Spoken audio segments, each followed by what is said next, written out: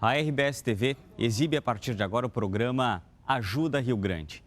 Nos últimos dias, o nosso estado foi atingido pela maior tragédia envolvendo chuva dos últimos 20 anos, de acordo com a Defesa Civil.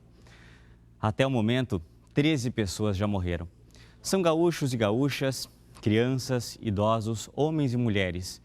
Gente com sonhos, com planos, com famílias, que perderam a vida para alagamentos, para queda de pontes, por um ciclone. E outras 3 pessoas seguem desaparecidas. Nesse momento, mais de 4.000 pessoas ainda seguem fora das suas casas, dormindo em abrigos improvisados. Milhares de outros gaúchos estão sem energia elétrica em casa desde quinta-feira. Várias estradas estão com pontos de bloqueios. Eu estou em Caraá nesse momento, em um CTG no centro da cidade, que é o quartel-general da Solidariedade. É aqui que chegam as doações, é aqui para onde são encaminhadas as pessoas que não têm onde dormir, que perderam tudo com a chuvarada da madrugada de quinta para sexta-feira. Nesse momento, agora 11 horas e 31 minutos da noite, faz muito frio por aqui, a temperatura é de apenas 6 graus. Eu quero contar para vocês que eu saí de Porto Alegre por volta das 2 horas da tarde, e a viagem que deveria levar em condições normais pouco mais de 1 hora, levou 2 horas e meia. As estradas estão muito ruins, chegar por aqui ainda é muito difícil. E o que eu encontrei logo que eu cheguei foi uma comunidade que precisa muito de ajuda. O Samuel agora dorme numa cama montada no chão do CTG. Na sexta-feira, ele ficou mais de 6 horas dentro de uma caixa de isopor para sobreviver. Tá grávida, né? Tô grávida. E tem um outro filhinho. Tem um filhinho de 3 anos e pouco. Até meu esposo foi lá para casa, ele tá lá agora no escuro, não tem água, não tem luz nem nada para poder tirar a lama de dentro de casa. E a gente conseguiu se abrigar em cima do telhado. Quanto tempo ficou em cima do telhado? Aí a gente ficou um tempo, porque daí veio, a gente tinha um ninho, né, botamos na rampa, daí quebrou o pau da área, assim, o pilar da área. E daí a gente pulou para dentro da água. Daí colocamos nosso filho dentro de uma caixa de isopor para poder sobreviver, com água até, eu com água até aqui, meu esposo um pouquinho mais para baixo. E não foi fácil.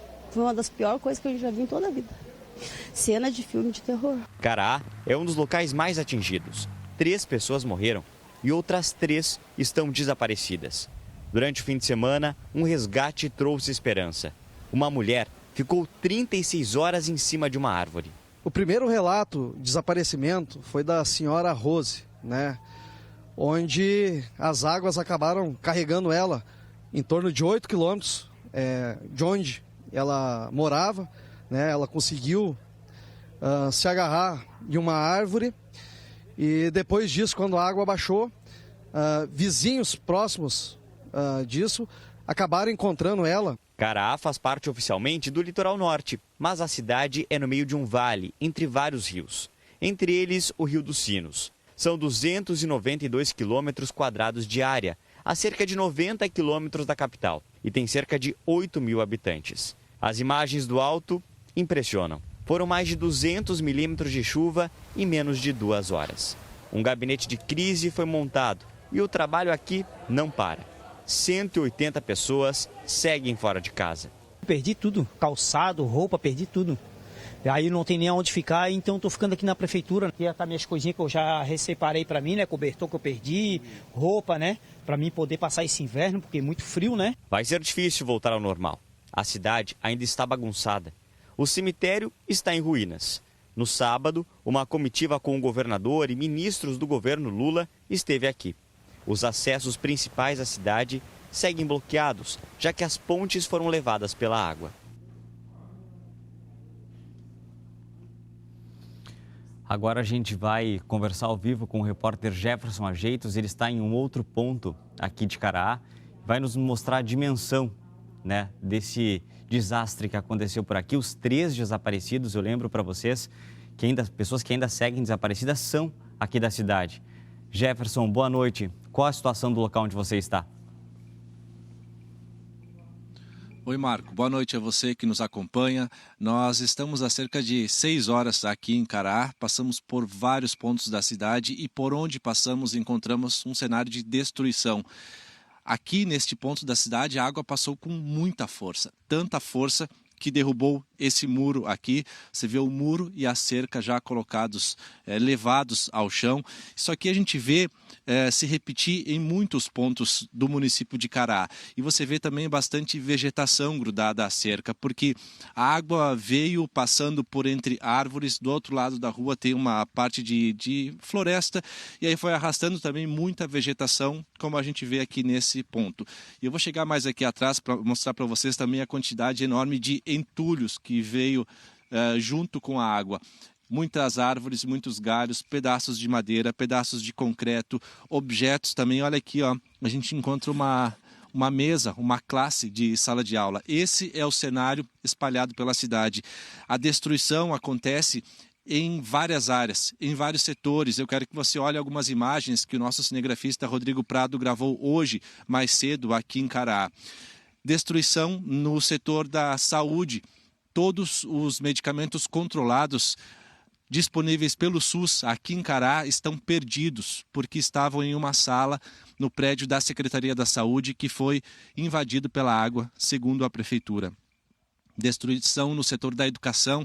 A única escola estadual do município também foi invadida pela água. Todos os documentos dos estudantes, documentos do histórico escolar estão perdidos também, segundo a prefeitura. No setor da agricultura, os prejuízos são enormes e ainda incalculáveis. Muitas famílias de agricultores perderam tudo o que tinham. Uma delas perdeu uma plantação fumageira que daria a renda disponível para a família por um ano inteiro. Então você imagina, prejuízos também para outras famílias que plantam verduras, batata, mandioca. Os prejuízos ainda vão ser calculados. Aqui na imagem ao vivo, você consegue ver também um tronco de uma árvore que foi arrastado. A gente não sabe por quantos metros foi arrastado. Este cenário a gente encontra em todo o município. Infelizmente, a cena é de fato muito triste. Conversando com os moradores, eles só conseguem agradecer por estarem vivos. Eles dizem que o que passaram aqui na tarde e noite de quinta-feira e madrugada de sexta-feira é algo difícil, inclusive, de contar. 3 pessoas desaparecidas, 3 mortes aqui no município de Cará. Daqui a pouco eu vou voltar ao vivo de outro ponto da cidade para trazer mais informações. Marco. Obrigado, Jefferson. Até mais. Agora a gente vai ao vivo até o Vale dos Sinos. A repórter Fernanda Carvalho está na cidade de São Leopoldo. Fernanda, conta pra gente como está sendo o acolhimento às pessoas que perderam tudo ou que não têm onde dormir por aí. Boa noite, Marco, e a todo mundo que está nos assistindo. A gente está no ginásio municipal, que é para onde veio muita gente que está precisando de ajuda. Agora o ginásio está escuro, né? Porque o pessoal está dormindo, está descansando. É aqui neste meio que fica a grande parte aí das pessoas que estão aqui abrigadas. Aqui no município de São Leopoldo, cerca de 700 pessoas precisaram sair de casa e muitas foram trazidas para cá. Mas a gente também quer dar boas notícias, né? Nesse dia de hoje. 90 pessoas já conseguiram voltar para casa neste domingo. Elas são moradoras do bairro Campina e por lá o nível do rio já começou a baixar. Então eles já receberam doações, com a ajuda do Exército já conseguiram voltar para casa, limpar suas casas e retomar, né, a vida um pouco da normalidade. Agora, se entre as pessoas que estão aqui abrigadas, agora é um momento de descanso, a gente quer mostrar que entre os voluntários não é não, olha só. Aqui a gente tem a Daiane, que está aqui, ó, separando as roupas, as doações, tudo que está chegando, para que chegue, né, a quem mais precisa. E em volta dela a gente pode ver que tem muita doação, muita roupa que vem chegando por aqui. A gente estava em frente ao ginásio agora há pouco, né, tarde, já 10h30 da noite, e chegou um grupo de amigos, uma família que veio trazendo quentinhas. Então, o tempo todo é isso que aquece, né? Essa solidariedade do povo gaúcho. A gente quer mostrar como é que está a arquibancada aqui do Ginásio Municipal de São Leopoldo. Olha só, essa parte aqui, a gente vê aqui na plaquinha, né, que é uma divisão de roupas infantis. Aí aqui do lado a gente tem também material de higiene pessoal, muitas fraldas. E lá atrás, aquelas sacolas que vocês conseguem ver, são doações que chegaram só hoje aqui, então, ao ginásio. O pessoal agora vai fazer toda essa separação aí para que essas roupas cheguem em quem mais precisa. É claro que vem chegando muita coisa, né? Mas eles destacam que eles precisam muito também, gente, é de arroz, feijão, massa. itens que eles possam fazer uma cesta básica, porque a partir de agora as doações também vão ser destinadas aos centros de referências, aos CRAS, para que as pessoas que não precisaram sair de casa ou já estão conseguindo retornar também possam retirar essas doações nas suas regiões. São 5 CRAS aqui em São Leopoldo e o atendimento é sempre das 8 da manhã ao meio-dia, da 1 da tarde às 5 da tarde. Então, aqui no ginásio municipal é para onde você deve trazer a sua doação, caso você tenha aí doação para trazer. E agora também já é possível no CRAS, nos 5 CRAS aqui do município, retirar essa doação. A gente segue, claro, acompanhando essa movimentação de solidariedade que tem acontecido aqui no Vale dos Sinos. Viu, Marco? Retorno contigo. Obrigado, Fernanda, pelas suas informações. Eu reforço aqui esse teu pedido, para que os gaúchos que podem, que façam a sua parte, que ajudem, que exercitem a solidariedade nesse momento tão importante para tanta gente. Falando em tanta gente, nesse momento tão importante, eu quero destacar para vocês um mapa do Rio Grande do Sul com as cidades em que a Defesa Civil já calcula os prejuízos. 41 municípios, de acordo com o chefe da Casa Militar e coordenador estadual de Proteção e da Defesa Civil, Coronel Luciano Chaves Boeira, já foram identificados como cidades com prejuízos consideráveis por conta desse ciclone. Mas esse número ele pode aumentar nos próximos dias, porque alguns municípios estão sem acesso ao sistema para colocar os dados, Tem muita gente ainda sem energia elétrica, então sim, esse número ainda pode crescer. Esse é o momento de unir esforços. Nessa semana, alguns prefeitos de algumas cidades atingidas viajam até Brasília para pedir recursos. O governo do estado também deve insistir para que o governo federal auxilie nesse momento. O governo federal já sinalizou que isso é possível. Por isso eu quero conversar agora com o governador do estado, Eduardo Leite, que conversa comigo via internet. Governador, boa noite para você. Sei que o senhor tem acompanhado desde a noite de quinta-feira toda a situação do nosso estado, das cidades atingidas. Eu queria que o senhor falasse primeiramente para os gaúchos que estão precisando de ajuda, o que eles podem esperar a curto prazo. Boa noite. Boa noite, Marcos. Boa noite a todos que nos acompanham. Agradecer, antes de mais nada, a imensa solidariedade de tantas pessoas, nesse momento triste, é duro, é difícil observar toda essa realidade nesses municípios mais afetados, mas é especialmente gratificante e inspirador poder ver a mobilização de tantas pessoas nos salões paroquiais, nos centros de tradição gaúcha, como que você está aí em Cará, nas escolas, nos ginásios, ajudando, fazendo doações e mobilizados para dar conforto, acolhimento àquelas pessoas que perderam tudo, e que em alguns casos tenham perdido parentes nessa situação lamentável que a gente observou aí nesses últimos dias. Então, a nossa Defesa Civil está mobilizada para receber essas doações, ajudar a fazer um encaminhamento. E, claro, a gente, como eu tinha falado sempre, nesse primeiro momento, na sexta-feira, na quinta pela noite, na sexta-feira e ainda no sábado, era momento da gente poder proteger as pessoas, buscar, resgatar pessoas que estavam desaparecidas, localizá-las e conseguir, portanto, prestar o atendimento. Agora a gente parte para a reparação dos danos, de tudo que ficou prejudicado, estradas, escolas, postos de saúde, em alguns casos até mesmo hospitais que ficaram danificados, para restabelecer a ordem, restabelecer as condições físicas que deem condições a essas comunidades de voltarem à normalidade. Então é isso que a gente vai ter agora nesses próximos dias, amanhã pela manhã.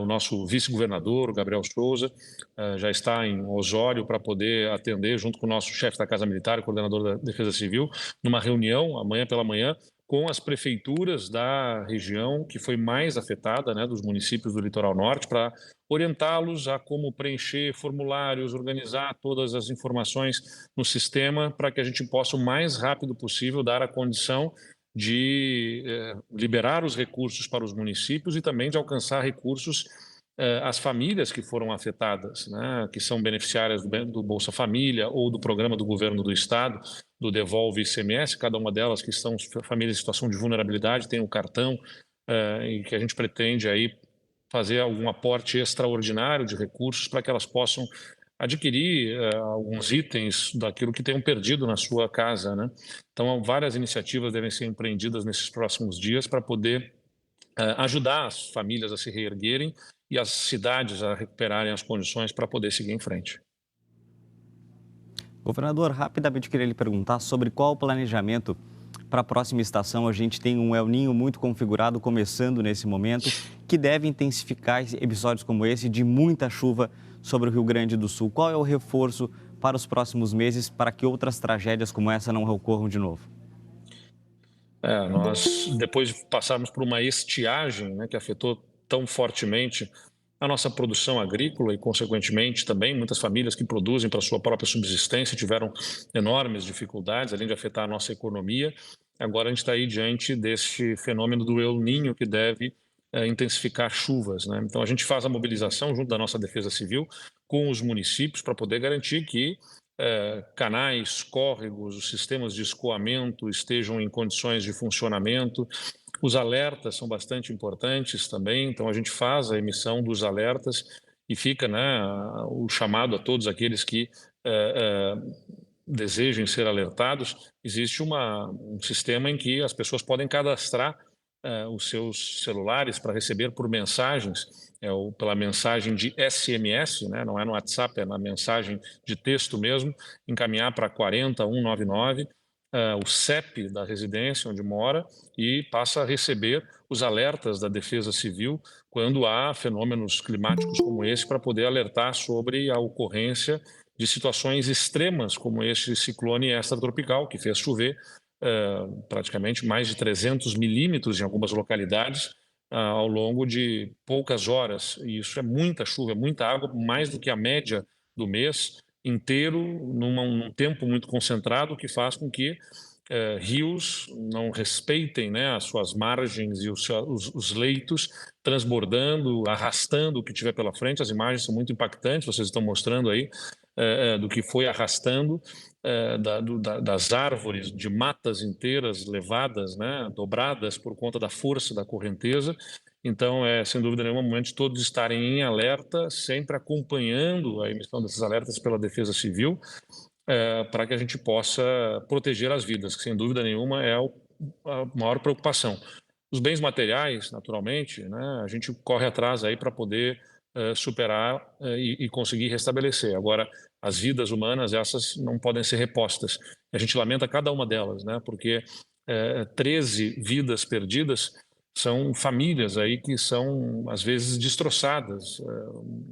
Pessoas que podem parecer um número pequeno diante de uma população enorme, mas para cada família 100% que foi perdido. E isso é muito doloroso e a gente não pode observar isso sem sentir, né? E devemos, portanto, nos preparar para outras situações que mereçam também a atenção das nossas equipes.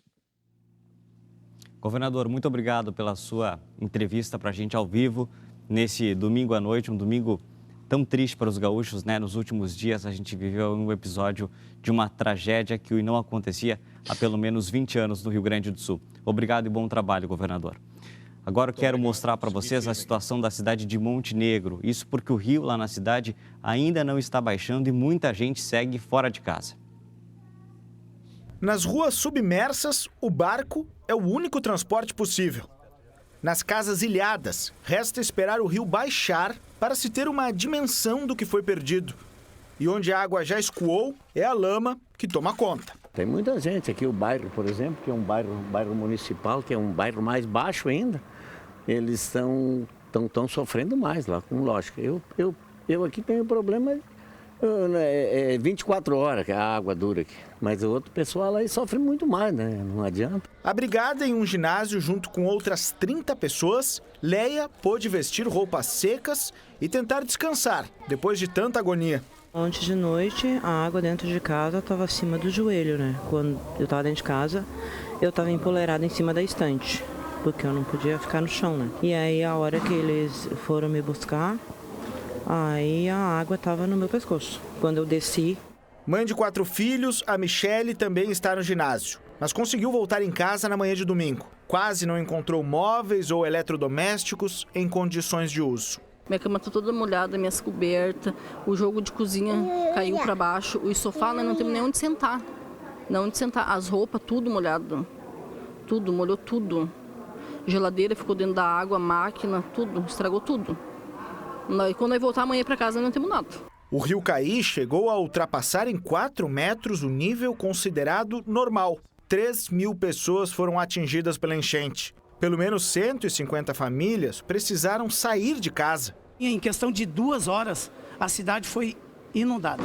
Nos pegou de surpresa. Nós estamos preocupados agora com o recuo das águas, a limpeza das ruas, tá? Alimentos para essas famílias que ficaram em suas residências, que não quiseram abandonar as suas casas. Nós estamos fornecendo alimentos, tá? Material de limpeza, tá? Diretamente lá onde elas estão. Em Montenegro, a pronta resposta se deu também na forma de solidariedade. Aqui neste ginásio foi montada uma central de arrecadação e distribuição de doações.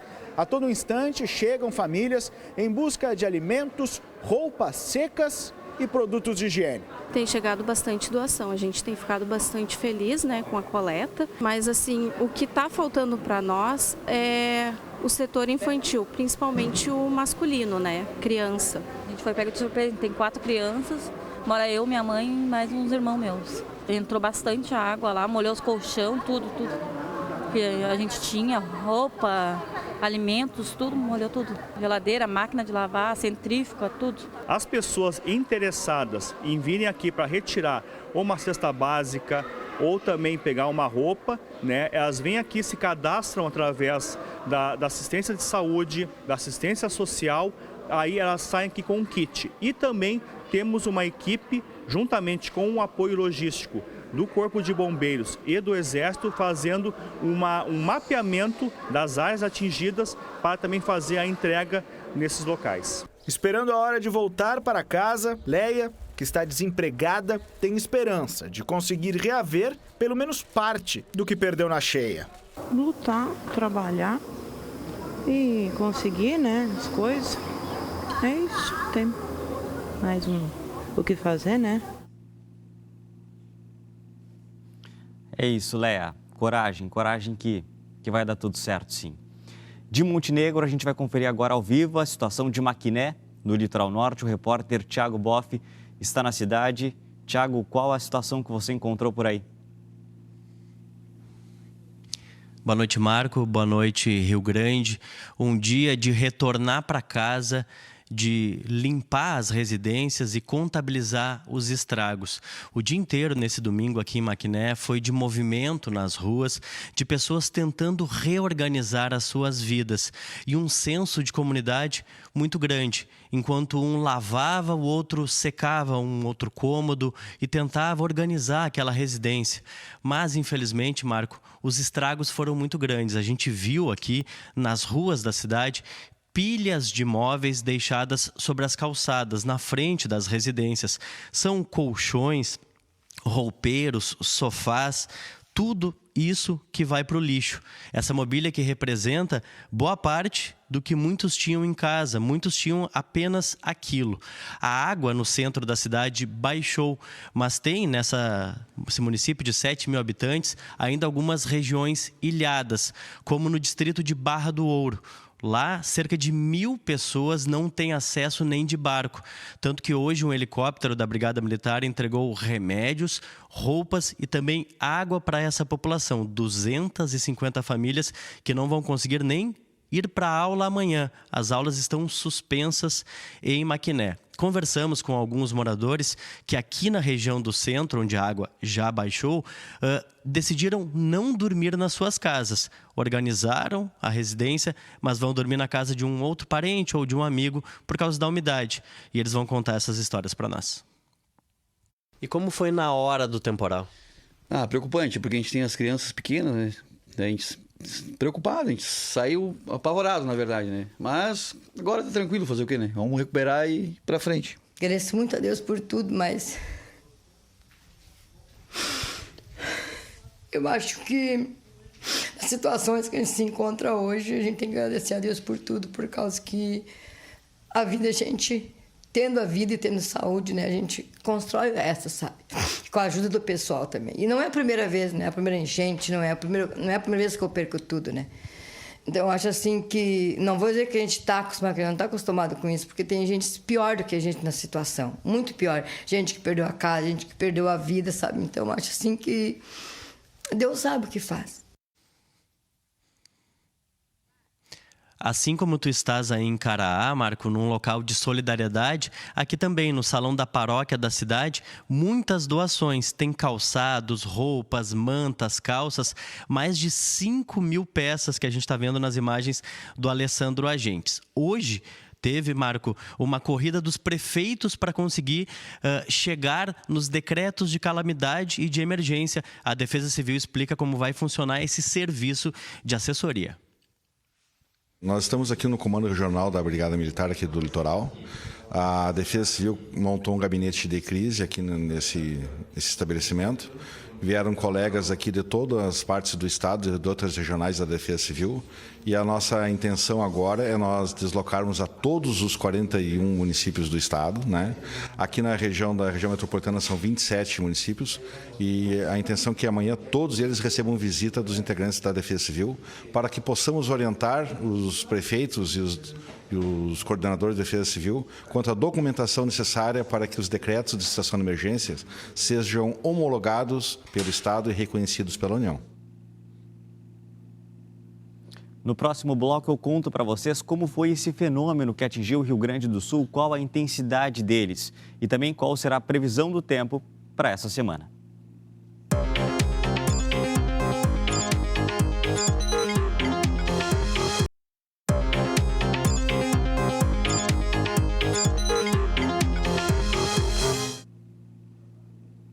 De volta com o Ajuda Rio Grande. E os relatos que a gente tem escutado das pessoas que vivenciaram essa chuvarada, estavam nas cidades onde o ciclone atingiu com mais violência, é de que a chuva começou e foi aumentando rapidamente e o volume dos rios subiu depressa demais. A chuva em algumas localidades, como aqui em Caraá, por exemplo, passou dos 300 milímetros, isso em um curto espaço de tempo. Mas o que isso quer dizer e o que ajudou a essa combinação de fatores para que dessa vez esse ciclone fosse tão forte, tão intenso e com tantos estragos? A gente foi conversar com um climatologista para explicar direitinho o que aconteceu. Quando eu olho a análise da circulação do hemisfério sul para os últimos 5, 6 dias, a gente vê nitidamente uma mudança de padrão em todo o hemisfério sul. O planeta cruzou o maio mais quente, né, dos últimos 170 anos, para a América do Sul. Significa que o contraste dessa massa de ar fria entre a Antártica e a região tropical da América do Sul promove a formação de um ciclone extratropical bem organizado, muito bem desenvolvido, de 16, 15 quilômetros de altura até a superfície. E isso foi o que nós observamos. Boa parte dessa precipitação ocorreu na região metropolitana e a Serra Gaúcha. Então, essa região, quando recebe intensa precipitação, ela canaliza para todos os vales, para os cânions, para todas as bacias de drenagem, um volume de água muito elevado. E esses vales, eles são muito encaixados, eles são curtos, o que faz ter vamos dizer assim, um salto do nível da água em poucas horas, né?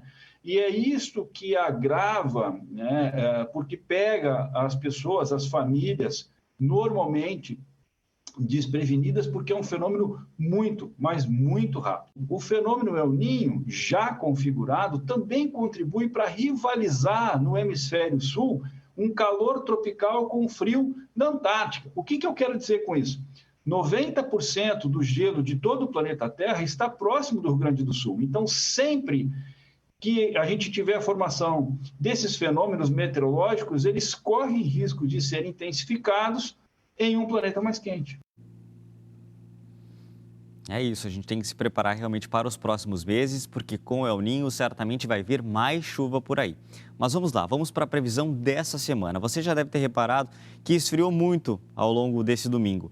Sim, gente, a gente amanhã vai ter possibilidade para geada em boa parte aqui do estado. Olha aí no mapa, na parte da metade norte, pegando norte, Alto Uruguai, Serra, também na região central do estado, amanhã cedo, pode sim ter formação de geada. E na faixa da fronteira com o Uruguai e no sul, a gente pode sim ter um pouco de chuva, mas são apenas pancadas isoladas e de baixo volume.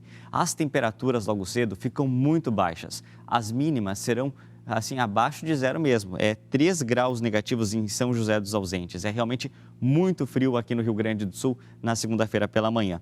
E eu separei 2 cidades para contar o que acontece ao longo de toda a semana. Veja que em São Sebastião do Caí, uma das cidades atingidas por cheia, a gente tem o retorno da chuva na terça-feira, se intensificando na quarta e também na quinta, com um volume sim expressivo, somando aí todos os dias, chegando aí a mais de 30 milímetros. Em São Leopoldo, uma outra cidade também prejudicada com alagamentos, a gente tem a partir de terça-feira o retorno da chuva, também num volume mais considerável a partir de quarta e quinta-feira. Agora eu quero falar para você sobre estradas. Muitas estradas, desde a passagem do ciclone, acabaram bloqueadas, bloqueios parciais ou bloqueios totais. A gente vai atualizar agora a situação das estradas aqui do Rio Grande do Sul com o repórter Alexandre Paz. Oi, Alexandre.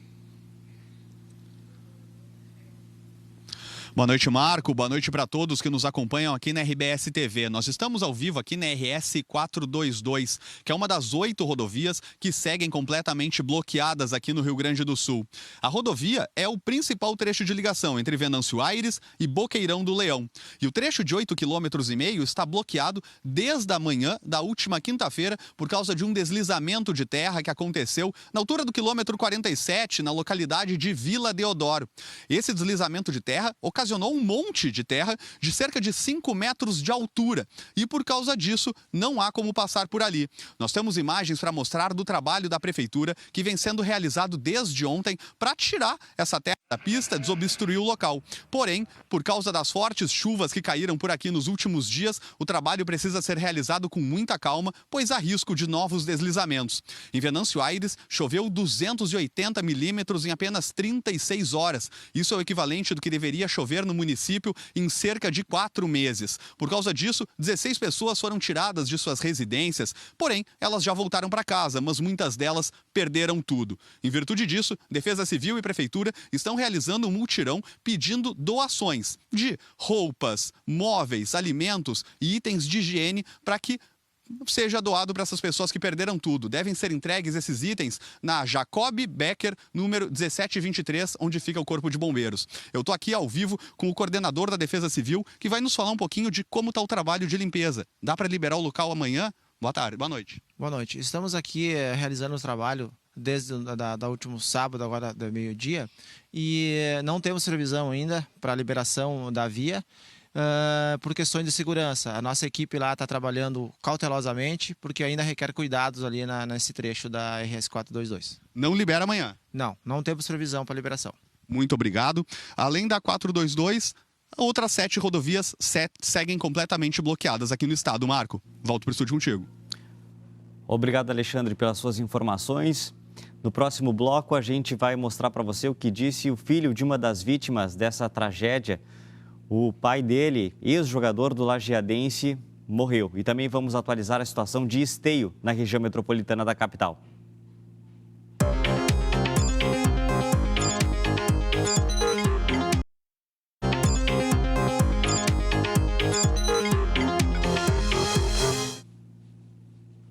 Estamos de volta com a Ajuda Rio Grande. Agora, 12 minutos passados da meia-noite. Trazendo para você todas as informações dessa tragédia que atingiu o Rio Grande do Sul. 13 pessoas perderam a vida, outras 3 ainda seguem desaparecidas. E o G1RS conversou com o familiar de uma das pessoas que morreu aqui no nosso estado. A gente vai falar agora com a Lilian Lima, que tem as informações sobre essa entrevista. Boa noite, Lilian. Boa noite, Marco. Boa noite para quem nos acompanha. O G1 conversou com famílias que perderam alguém nos alagamentos. Entre as vítimas está o Francisco Gumercindo dos Santos. O corpo dele foi encontrado em Bom Princípio ontem, cerca de 12 horas depois de ter desaparecido. Nós falamos com o filho dele, o empresário Wesley Schulte, que viajou cerca de 90 quilômetros para ajudar nas buscas pelo pai. O carro em que ele estava ficou preso numa rua alagada e ele foi localizado pelos bombeiros a cerca de 1 quilômetro desse local. Segundo o filho, Francisco conseguiu sair do carro e tentou nadar para se salvar, mas acabou se afogando no alagamento. Mais conhecido como Nenê Coreia, Francisco chegou a jogar na categoria de base do Grêmio e jogou por 12 anos no time da cidade, o lajeadense. Ele deixa 5 filhos e 3 netos. Vamos ouvir o filho dele. Hoje foi o velório, teve muita gente que veio, né? Justamente porque ele, além de ser uma figura que carregou a bandeira do clube, carregou a bandeira da cidade, né? Ele trabalhou como representante comercial até no dia que aconteceu a fatalidade, enfim. Ele estava num local onde ele tinha diversos clientes, né? Então ele estava num local onde era um local de trabalho dele, apesar daquele momento ali. Entre as 13 vítimas do ciclone extratropical está também a coordenadora do Núcleo de Arte e Cultura do Instituto Federal do Campus Osório, Agnes Schimlin, de 57 anos. A professora teve a casa atingida por um deslizamento de terra na noite de quinta-feira em Maquiné. Além dela, a mãe e o marido dessa professora também morreram no local. A família morava num sítio numa área rural da cidade e, como era de difícil acesso, o Corpo de Bombeiros precisou usar um trator para chegar na residência. A cachorra da família, Laila, foi encontrada com vida ao lado do corpo de Agnes. Mais detalhes dessa cobertura também está lá no G1 RS. Marco. Lilian, muito obrigado pelas suas informações. A gente escuta essas histórias e, claro, que a gente se emociona também com esses relatos. Agora, então, a gente vai ao vivo até Esteio. E eu quero contar para vocês que a gente tem reforço na nossa equipe. A Cris Silva, que é do entretenimento, também está acompanhando o drama de algumas famílias desabrigadas na cidade. Esteio tem um dos maiores números de pessoas que estão fora de casa nesse momento. Cris, boa noite para você. Oi, Marco, boa noite para quem nos acompanha. Em alguns momentos a gente precisa se unir, né? Para realmente ajudar quem mais precisa, e certamente esse é um dos momentos. Agora aqui em Esteio faz 5 graus, bastante frio. Eu estou na escola Ezequiel Nunes Filho e aqui estão abrigadas cerca de 90 pessoas. Elas vieram para cá ainda na sexta-feira pela manhã e elas estão em salas de aulas. Nós chegamos mais cedo, eu, o cinegrafista Rafa, e ele fez algumas imagens. Agora o pessoal já está descansando, tentando dormir. São muitos idosos, crianças, pessoas que perderam tudo, saíram com a roupa do corpo e com seus bichinhos, como a gente notou quando chegamos aqui. O pedido aqui, gente, é por material de higiene, cobertas e muita comida.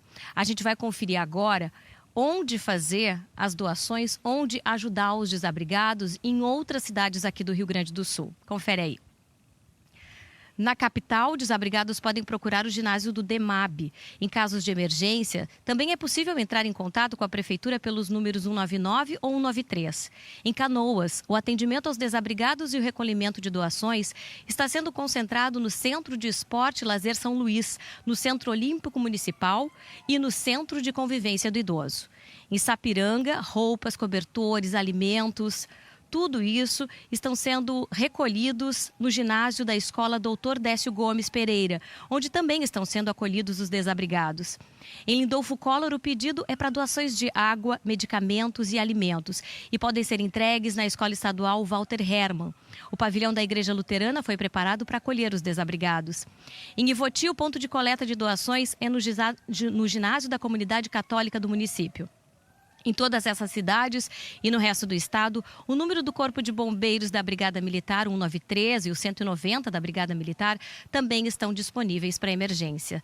E nessa próxima tela, o local de doações em Novo Hamburgo. Se você quiser ajudar, pode enviar para o Centro Administrativo Leopoldo Petri. E agora os números de contato para emergências nas cidades de Capão da Canoa, Torres, Tramandaí e Taquara. E se você puder ajudar as doações, os itens mais necessários, segundo a Defesa Civil, são, nesse momento, agasalhos, cobertores, alimentos não perecíveis e itens de higiene pessoal. Esses são os locais onde a Defesa Civil do Estado está recebendo essas doações. O Centro Administrativo Fernando Ferrari, em Porto Alegre, o Palácio Piratini, Secretaria de Segurança Pública, também na capital, quartéis da Brigada Militar e Corpo de Bombeiros, prefeituras de todo o Estado e também agências do Banco do Brasil. Marco, voltamos contigo. Obrigado, Cris. Aqui em Cará, além de doações, o que mais chama atenção realmente é a busca pelos desaparecidos. Hoje, algumas pessoas que estavam desaparecidas foram encontradas, mas 3 pessoas seguem ainda sem notícias. Jefferson Ajeitos, amanhã o trabalho recomeça. Isso, Marco. Eu estou em frente à Prefeitura de Cará e aqui em frente à Prefeitura nós encontramos botes e jet skis que os bombeiros usam nesse trabalho de buscas. Agora à noite está temporariamente suspenso. Amanhã entra então no 4º dia de buscas as 3 pessoas que seguem desaparecidas. É um trabalho muito delicado que exige união de esforços. O balanço mais recente da Defesa Civil indica que 180 moradores de Cará estão desabrigados. Nesse momento estão dormindo de forma improvisada nas casas de amigos e parentes. E mesmo quem já conseguiu voltar para casa, nesse momento encara um cenário muito difícil, de muita umidade e muito frio. O termômetro marca a temperatura de 5 graus nesse momento. A sensação é de temperatura ainda mais baixa por causa da umidade. Fica a nossa solidariedade às famílias atingidas e a todo o município que agora trabalha para retomar a vida. Marco. Muito obrigado, Jefferson, pelas suas informações. Quero encaminhar esse programa para o encerramento e pedir para você que está em casa, que se sensibilizou com essas histórias, que não foi atingido por esses temporais, que se você puder ajudar, faça isso. Como fazer isso? A gente mostrou ao longo do programa, mas se você ainda tem alguma dúvida, acesse o nosso site, o G1RS. Lá tem o contato de todas as prefeituras, de todas as unidades da Defesa Civil das cidades atingidas e um passo a passo de como você pode fazer a sua doação. Em alguns locais é levando algum material, em outros é fazendo algum tipo de movimentação financeira, um Pix, para algumas contas que estão sendo disponibilizadas também. Então, se você puder ajudar, ajude. A nossa cobertura continua amanhã, às 6 da manhã, no Bom Dia Rio Grande. Até!